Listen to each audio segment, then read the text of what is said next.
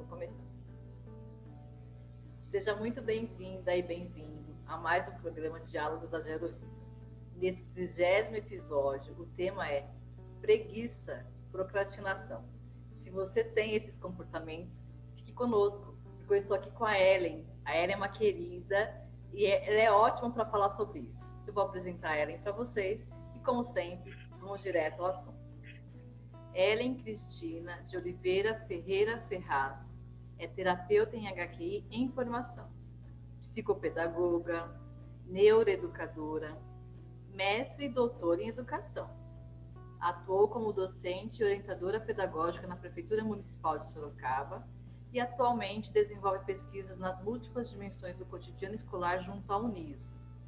Ellen, seja muito bem-vinda ao nosso 30º episódio do programa Diálogos da Gerovida e vamos direto ao assunto. Ellen, muitas pessoas confundem a preguiça com a procrastinação. Qual a diferença entre elas? Bom dia, boa tarde ou boa noite, né? Ao horário que você nos ouvir. Primeiramente, queria agradecer. Me sinto muito honrada em participar do seu programa e de contribuir, né, para essa vida saudável, longa e feliz que tanto você promove nas pessoas. Muito obrigada a você, Martim. Bom, existe uma pequena diferença entre preguiça e procrastinação.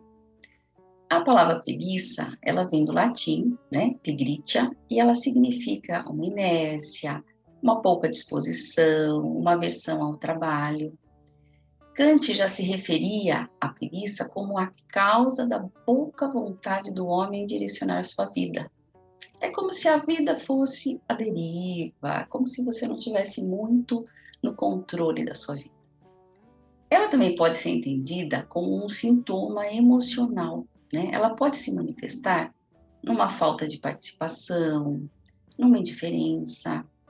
A preguiça pode vir da falta da força de vontade, na incapacidade de tomar decisões, desorientação interior e até aquela saturação psíquica que você fala, não, chega, tô cansada, não quero fazer nada, né? Então, assim, tudo isso a gente pode denominar como preguiça, né? A preguiça também pode nos levar a adiar as coisas que a gente tem para fazer.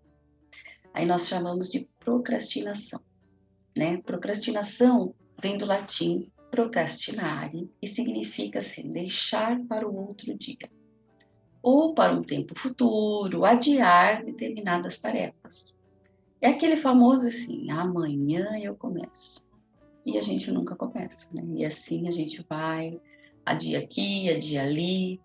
É uma arrumação de um armário que você fica olhando para ele, ele olha para você.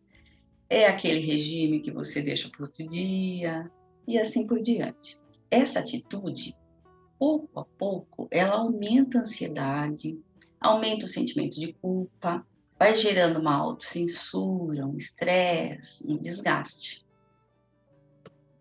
E a gente pode considerar que as pessoas que se sentem mal, ocupadas em adiar a realização de uma tarefa, são as procrastinadoras.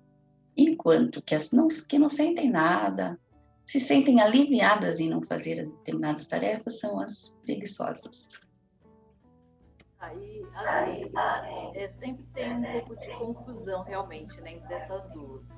Mas você acha que, por exemplo, uma pessoa que ela deixou de fazer algo por conta desse comportamento, você falou da parte emocional, do psíquico, né, um cansaço psíquico, uma estafa. Então, uma pessoa que de repente está num processo aí de muito trabalho, ou de muito estudo, ou de muitos compromissos com a família, que se sente cansada psiquicamente, isso pode, você falou que pode levar ao comportamento de preguiça. Aí ela, de repente, ela tem essa preguiça e não querer fazer algo, mas como ela gostaria de ter feito, porque, né, tem as responsabilidades, e ela sente culpa por isso. Para mim, tem um pouco de... tem uma mistura dos dois. Aí tem a preguiça e ela deixa de fazer por causa desse cansaço físico, mas ela sente a culpa também. E aí você falou que as pessoas que sentem culpa são as procrastinadoras. Comenta um pouquinho sobre essa situação, assim, especificamente.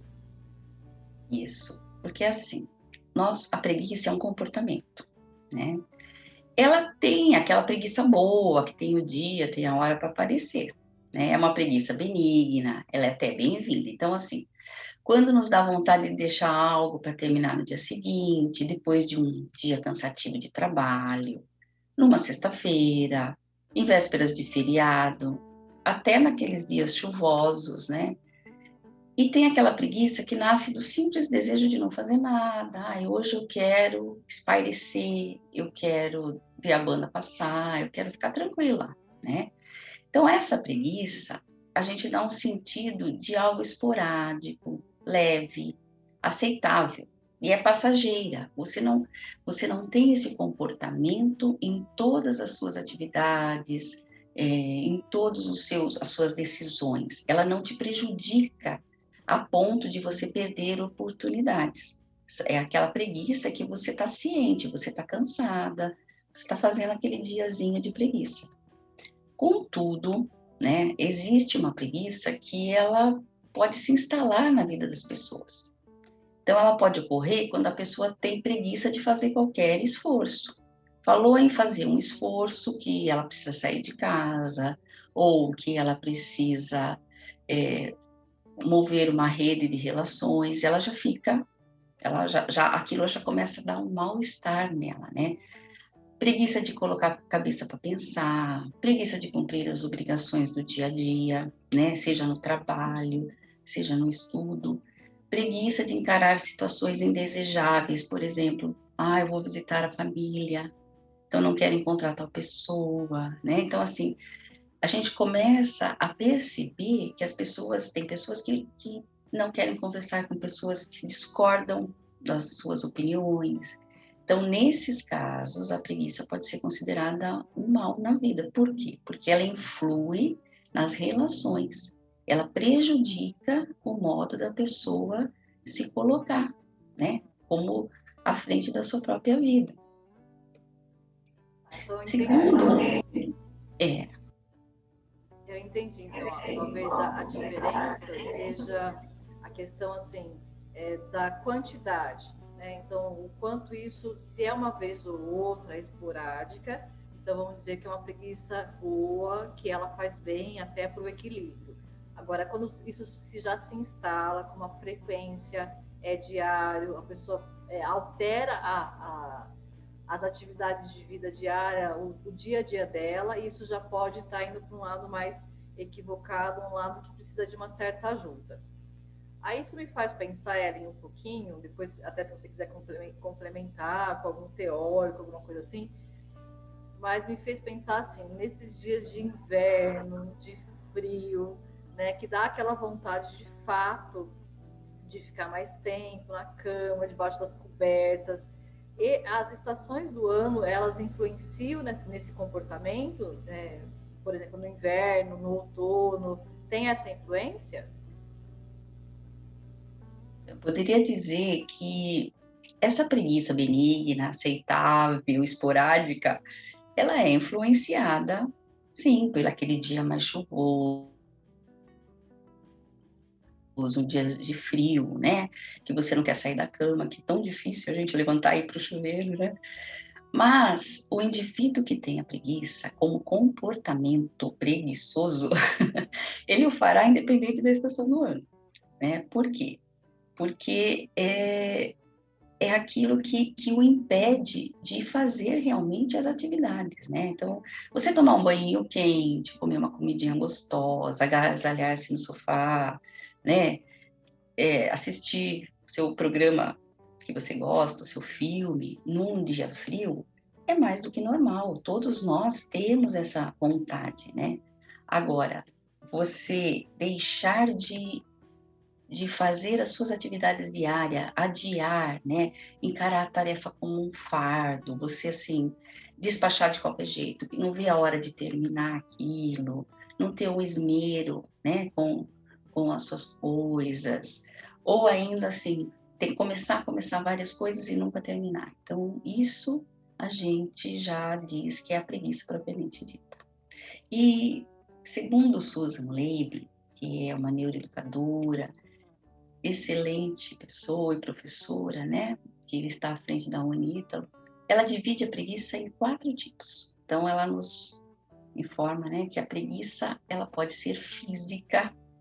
Então, a preguiça física, ela é quando você sente densos campos de energia em determinadas partes do corpo. Então, por exemplo, um peso no corpo ao praticar exercícios, aquele corredor que tem que correr, tem um cansaço nas pernas, né? Aquela criança que vai participar das aulas de educação física, mas quer ficar sentada no banco, não quer ser chamado. Então, essa é a preguiça física. É como se o nosso corpo captasse campos densos de energia que nos impedisse de fazer as atividades, seja para pendurar uma roupa, né? Então, assim, são movimentos que exigem, né, uma força de vontade, que exigem um comando do seu corpo, né? Então, o seu cérebro vai comandar aquelas atividades. Muitas vezes, tem pessoas que relatam que não querem sair da cama, né? Ficam com aquele peso, aquele cansaço, independente da idade. Existe também a preguiça mental. Quando tem muita dor de cabeça, sensação de esforço ao pensar, você tem que fazer uma conta, você tem que fazer um cálculo, você tem que planejar algumas atividades. Então, isso vai o quê? Vai acarretar as dores de cabeça ao estudar para uma prova, aqueles brancos que ocorrem quando você vai fazer um teste, né? Até mesmo você vai prestar um, um exame para tirar carta, né? Você parece que de repente dá um embotamento mental, você não se lembra como é que você vai começar, não sabe onde que vai ser a ré, então assim, seria preguiça mental. Existe também a preguiça emocional. A preguiça emocional, ela já nos leva a procrastinar, a fugir das situações que envolvam experiências emocionais, porque elas vão nos causar sentimentos desagradáveis. Então, adiar uma escrita de uma tese, por exemplo, que você vai ter que colocar a parte de si, né? Você está fazendo sua pesquisa, mas você, no fundo, você está colocando muito do seu interior, né? Fugir de um encontro, né? Para não ter que dialogar com pessoas que pensam diferente, aquelas reuniões familiares, né? Situações que envolvam sentimentos desagradáveis, que você tem que se colocar, então você fala, ai, não quero nem vou, porque assim eu não tenho que conversar com essa pessoa, ou com determinadas pessoas, ou me expor e ter que fazer um esforço emocional, né? E também temos a preguiça moral. A preguiça moral, ela atinge diretamente a força de vontade do indivíduo.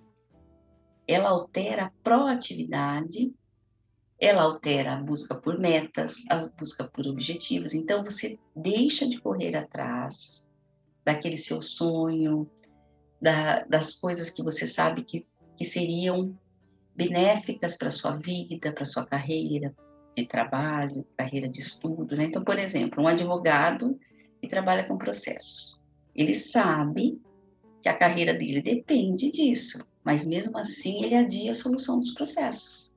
Então, assim, é muita coisa, mas moralmente falando, ainda falta aquela garra, aquela força de vontade. Então, muitas vezes, não existe só a preguiça física como a gente pensa, né? Não é que a pessoa está fazendo o corpo mole, mas é que determinadas situações lhe causam tanto desconforto que ela evita enfrentamento dessa situação.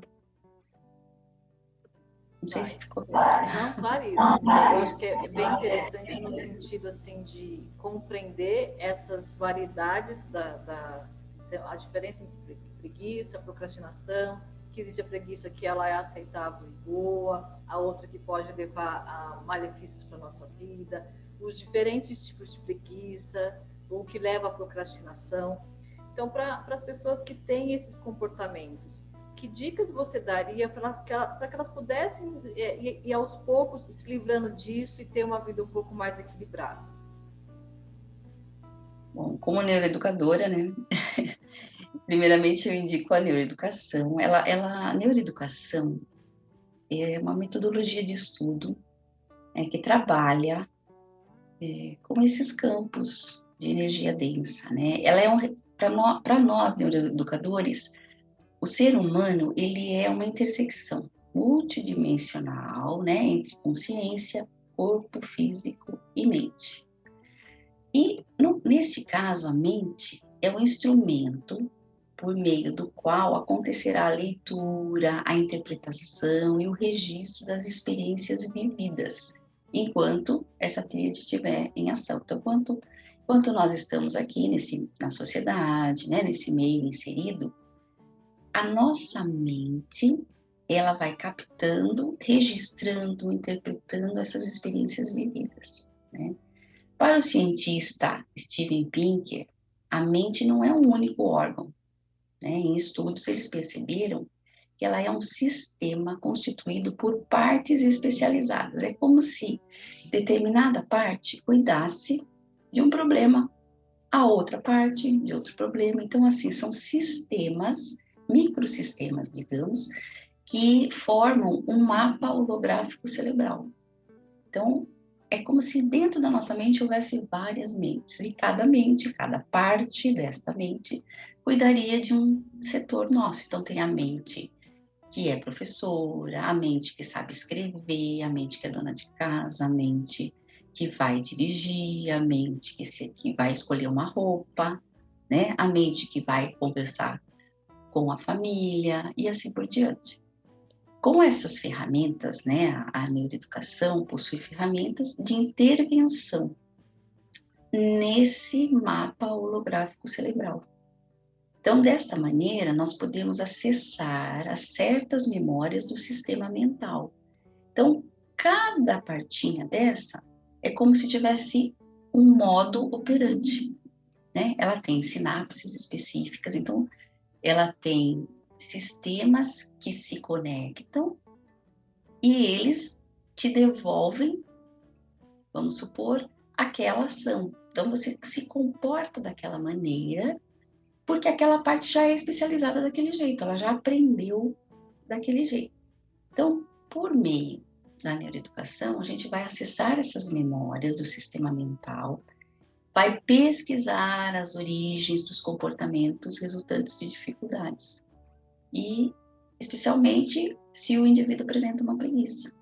Então, assim, o que levou aquela pessoa a se comportar daquela maneira, né? Quais foram os fatos, quais foram os sentimentos que ela imprimiu, que ela interpretou.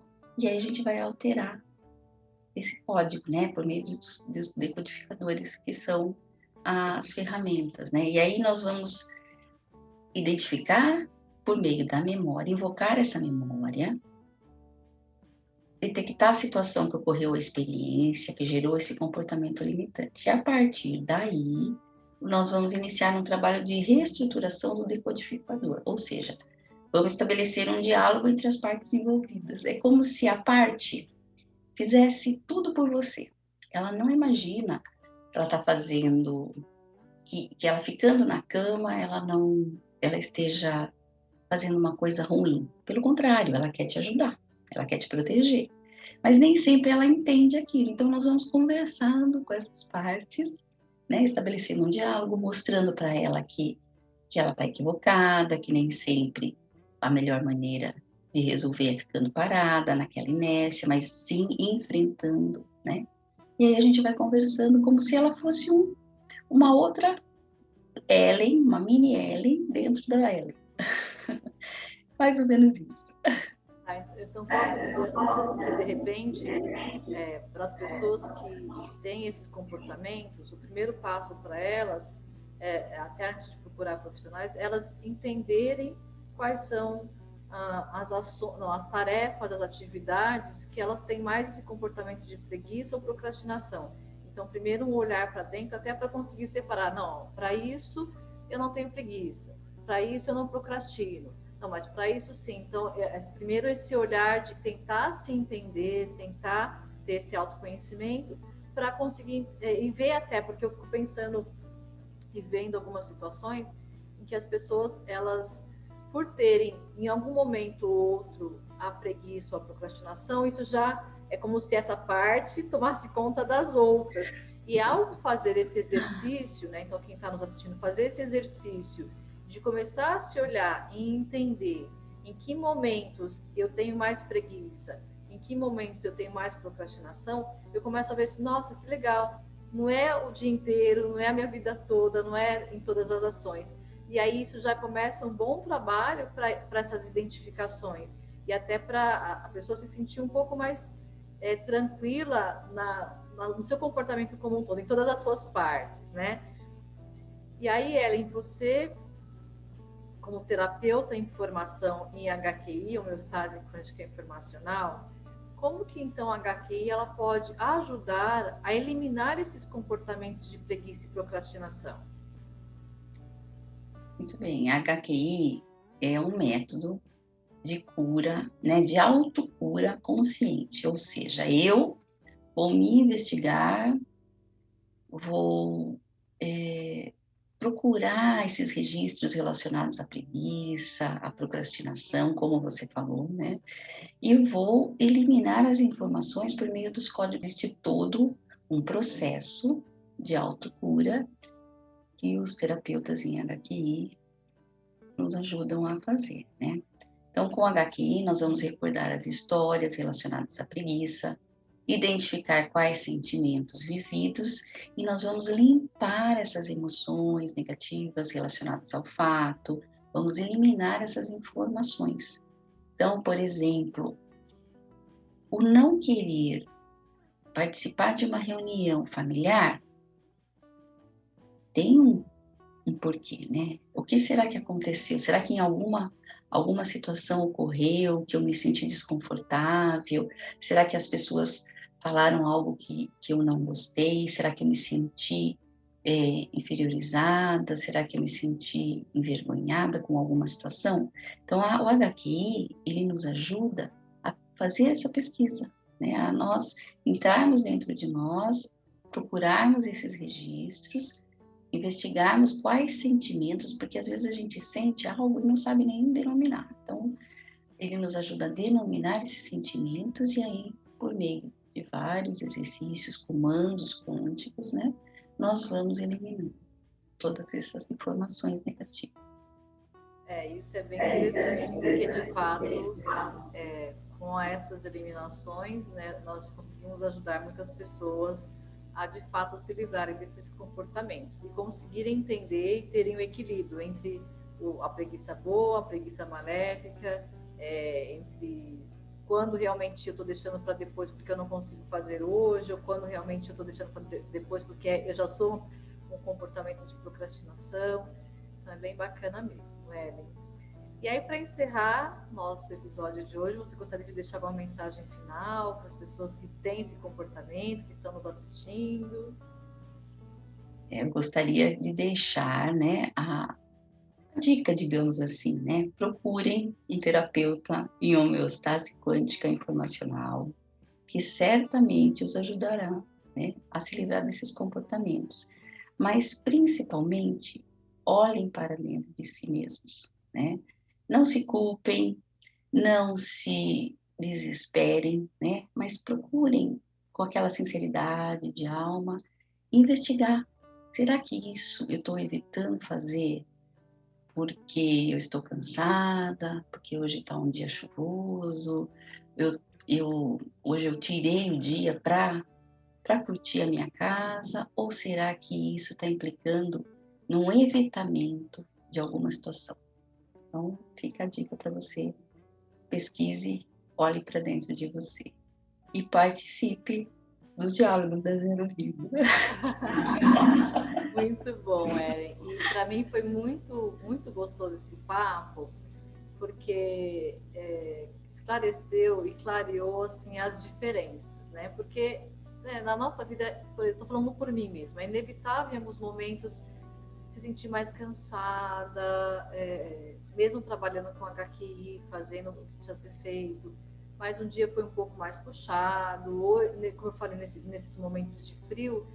E aí vem de fato, acho que talvez essa questão de ser sempre produtiva, de sempre dar conta, que nós já vimos em outros diálogos também essa conversa.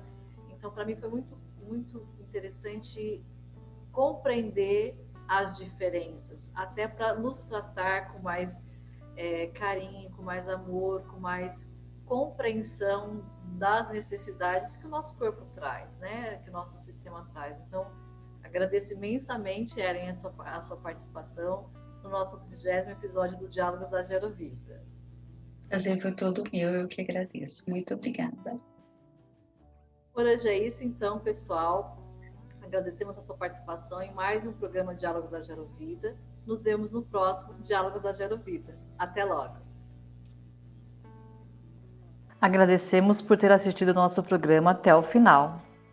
Se você então gostou deste programa, dê um like, deixe seu comentário e compartilhe com quem você acha que se beneficiaria com este episódio. Aproveite para se inscrever no canal da Gerovida e seguir nossas redes sociais. Conheça também nossos cursos e serviços por meio do site da Gerovida. Conte sempre conosco!